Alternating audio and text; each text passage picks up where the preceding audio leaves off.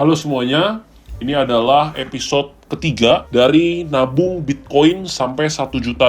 Di episode ketiga ini, seperti biasa ya, kita akan bahas sedikit mengenai Bitcoin. Cuman hari ini saya nggak akan bahas mengenai outlook seperti episode kedua atau price action. By the way, ini udah jam 12 lewat ya, udah masuk ke tanggal 8 sebenarnya ya, karena saya baru sempat untuk shoot episode ketiga ini. Nah, cuman yang saya hari ini akan bahas ini bukan outlook, bukan update untuk price session Bitcoin untuk hari ini, tapi di sini saya akan bahas kenapa saya bikin series nabung Bitcoin, bukan Ethereum, bukan koin lain, atau bukan aset kelas lain. Di sini teman-teman bisa lihat, ini adalah coin market cap, dan ini saya buka di Bitcoin serta time frame yang all ya di sini, which is dari tahun 2000 berapa nih, 11 ada di sini. Kita melihat penurunan Bitcoin itu setelah bull cycle itu sangat jauh ya, sangat dalam. Misalkan contoh di sini di 2018, 17, 18 peak ya, dari 18.000 ya turun sampai ke 4.000. Lalu di sini dari tahun 2020 ya 21 dari 64.000 sampai 13.000. Tapi kalau ditanya berapa harga Bitcoin sekarang, ada di 105. Kalau kita zoom out dalam jangka panjang, Bitcoin selalu naik jika kita perbesar atau zoom out. Memang kalau dalam jangka pendek bisa aja ada penurunan per hari 3%, 5%, even penurunan setelah bull market selesai itu bisa sampai 60-70%. Tapi ketika kita berbicara dollar cost averaging, nabung jangka panjang, tentu yang kita fokuskan adalah pergerakan harga dalam jangka panjang, adopsi teknologi, pertumbuhan market cap, ya, dan adopsi lah tentunya. Kayak kita ngomongin di 2017, orang belum tahu kripto, belum tahu Bitcoin. Di 2020, 2021 sudah semakin banyak, dan kita lihat di 2024 kemarin, sampai 2025 ini, sudah ada ETF, institusi masuk, even banyak sekali negara yang sudah reserve Bitcoin. Jadi kalau kita lihat nanti 4 tahun kemudian, 5 tahun kemudian, sampai 2030, even 2040, maka adopsi ini tentu akan semakin meluas sembari jalannya perkembangan teknologi AI, Web3, dan lain sebagainya. Otomatis, harga sekarang, harga 100.000 itu bisa jadi harga yang sangat diinginkan orang-orang untuk serok di harga murah. Kalau sekarang kita bilang kan, harga murah berapa sekarang Bitcoin? Oh, kalau 50.000, 40.000 murah. Tapi kalau dulu kita lihat ya, pas harganya lagi Bitcoin misalkan di tahun 2019 ya, 40.000 itu bisa menjadi target price ya, dari 4.000 kali 10 nih.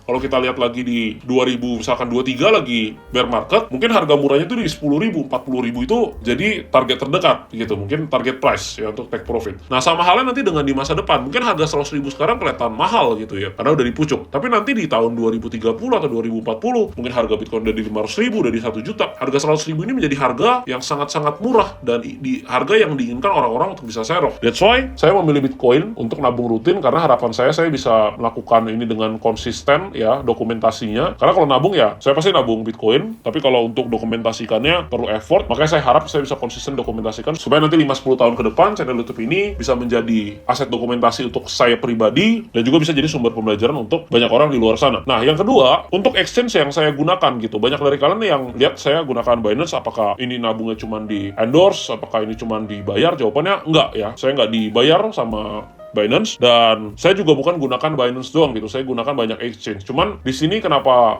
saya contohkannya Binance, karena kebetulan wallet utama saya, maksudnya exchange utama saya ada di Binance dan ada saldo di sana. Jadi saya pas mau nabung rutin ini saya tinggal pindahkan, jadi sangat efisien. Dan yang kedua, untuk teman-teman yang baru mau terjun ke dunia kripto, bisa lihat di sini. Ini exchange ya, berdasarkan top volume. Binance gitu ya. Binance selalu di paling atas gitu. Artinya volumenya paling besar, exchange yang paling besar. Which is kalau untuk pemula pasti bingung ya, takut kayak taruhnya di mana. Saya selalu rekomendasikan ya udah pilih aja yang nomor 1. Walaupun sebenarnya saya pakai banyak sekali exchange gitu. Dan teman-teman bisa lihat juga di sini ya. Kalau misalkan nggak mau pakai Binance gitu, mau pakai yang lain, ya udah lihat aja di sini. Menurut saya top 5 ya, atau top 10 ya, top 10 lah ya, itu masih layak untuk dipakai. Misalkan di sini ada Binance, Bybit, Coinbase, cuman ini di US ya, ada Upbit, OKX, dan Bitget. Ini top 10 rata-rata saya punya gitu ya. Cuman Coinbase dan Upbit yang saya nggak pakai. Jadi kira-kira teman-teman bisa cek di sini CoinMarketCap kalau misalkan mau pakai exchange lain. Jadi nggak masalah gitu sebenarnya mau pakai exchange yang mana aja. Cuman di sini saya kebetulan contohnya pakai Binance ya.